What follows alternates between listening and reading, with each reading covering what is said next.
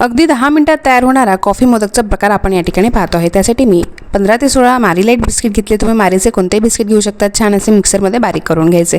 त्यानंतर यामध्ये 2 मोठे चमचे मी साखर घातली आहे। 1 छोटा चमचा या ठिकाणी मी कॉफी पावडर घातलेली आहे। आता हे दोघं जिन्नस घालून परत मिक्सरमध्ये मस्त बारीक करून घ्यायचं आहे।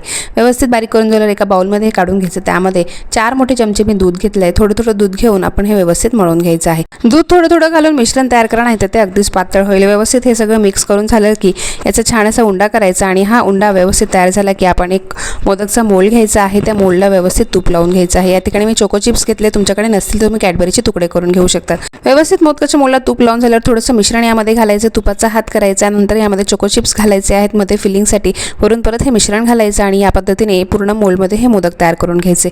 नंतर हा मोदक ओपन करायचा। अगदी आकर्षक आपले कॉफी आणि चॉकलेट फ्लेवरचे मोदक तयार झालेले आहेत।